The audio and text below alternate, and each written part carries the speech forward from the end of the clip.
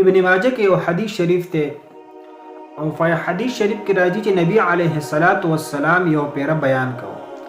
او د هغې بیان لوی حصې او زیاته حصې د دجال نه د يرولو باره کې وکړه چې دجال یو داسې لوی فتنه ده چې د دنیا د اول نه والا د دنیا د اخر پورې داسې لوی فتنه په مخ تزمکه باندې نشته او نبی علیه الصلاۃ والسلام فرمایل چې هر یو نبی خپل امت د دجال د فتنې نه خبر کړی دی او يرولې دی چې د دې فتنې نه ځان وساتي چونکه دجال مخکې راغلی نه دی نبی علیه الصلاۃ والسلام فرمایل چې زه اخري نبی یم او تاسو اخري امت یې نو د دجال به تاسو کې لازم راوځي نو هر انسان د دجال نه ځان وساتي که چېرته نبی علیه الصلاۃ والسلام فرمایل چې زما په زمانه کې راووتو زما په حیات کې راووتو نو د دجال سره به زه ګورم د هغه نه به تاسو زه خلاص کړم که زمانه وروسته راووتو نو زه د الله سبحانه وتعالی نه دا دعا کوم نبی علیه الصلاۃ والسلام وایي چې هر مسلمان د دجال د فتنې نه په خپل ځان بچ کړي او الله سبحانه وتعالی نه دعا وکړي چې یا الله موږ د دجال د فتنې نه بچ کړي او زه تاسو ته یو داسې د دجال یو څو خبرې بیانوم نبی علیه الصلاۃ والسلام وایي چې د اوسه پورې هیڅ یو نبی خپل امت ته دا خبرې ذکر کړي نه دي دجال چې کله راشي دا به د شام او د عراق په منځ کې راوځي او په ټوله دنیا کې به دجال ښه ګرځي تر ټولو نه اول خو به دجال دا دعوه کوي چې زه نبی یم خو یاد ساتئ نبی علیه الصلاۃ والسلام وایي زه اخري نبی یم تاسو اخري امت یې او زما نه وروسته بل نبی نشته نو دی به دا دعوه کوي د دې نه وروسته به دی لوکوټې نور وزت شي دی به د خدای دعوه وکړي چې زه خدای یم یاد ساتئ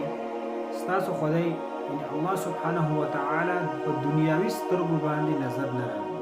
په دنیاوي سترګو باندې الله سبحانه وتعالی څوک لیدلی نه شي د مرګ نه وروسته به په حقیقي سترګو باندې انسان الله سبحانه وتعالی ویني او د الله سبحانه وتعالی دیدار وکړي او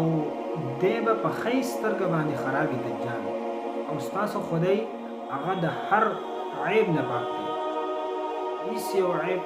الله سبحانه وتعالی کې نشته او دا دجال دی به د ده د ښی سترګه به خراب وي او د ده د دوو سترګو په منځ کې به کافر لیکلی شوی او داسې لفظ به د کافر لیکلی شوی که یو کس تعلیم کړی یا نه کړی انپړ کس دی ولې نه خو چې ایمان پکې دغه کافر لفظ به دی پړولی شي چې دا هغه دجال دی او دا هغه کافر دی او د ده سره به ور وي او د ده سره به باغونه وي نبی علیه الصلاۃ والسلام فرمایي چې د ده ور دا به په اصل کې جنت وي او د ده باغونه په اصل کې هغه جهنمي نو کوم یو انسان چې دا دجال ور ته ورته وکړي نو الله سبحانه وتعالی نه مدد وفرمایي د سورة الکهف اولني آیاتونه وفرمایي الله سبحانه وتعالی به ده ته دا ور داسې یخ کړي لکه څنګه چې خلیل الله علیه الصلاۃ والسلام ته د نمرود په اور کې نجات ورکړی او د دې دجال به یو لویه فتنه دی چې دی به یو اعرابي یو انپړ کس ته ووایي چې زه ستا پلار او مور ژوندي کړم دی به وایي چې او نو شیطان به د ده د پلار او د مور په شکل کې راشي او دې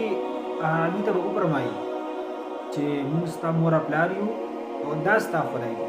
به ده باندې ایمان راوړه دا به دومره لویه فتنه وي او دی چې په یو قبیلې ته به دی لاړ شي د ده سره به دا فتنه وي نو دی به وایي چې زه خدای یم هغه قبیلې والا به وایي چې نه ته دجال یې نو دی به د هغو هغه هر مال د هغو هغه هر څه به برباد کړي او هغه به دغه شان په قحط کې پاتې شي بلې قبیلې ته به لاړ شي چې زه خدای یم هغه به ومني نو په هغو باندې به اسمان نه باران ناکې شي د هغو ځمکې به شنې شي فصلونه به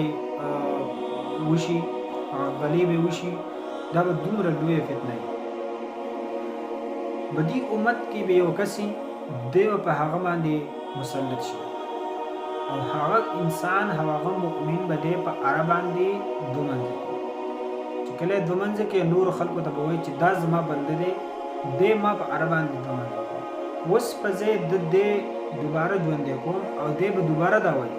چې ته زما خدای نه یې او زما خدای صرف الله سبحانه وتعالی نو دی به د انسان ژوندی کړي چې انسان ژوندی کړي نو دا مسلمان او دا ایماندار مؤمن به ورته وایي چې اوس خو ما ته د مخکې نه زیات یقین وشي چې ته هغه دجال یې او ته خدای نه یې او ته دجال یې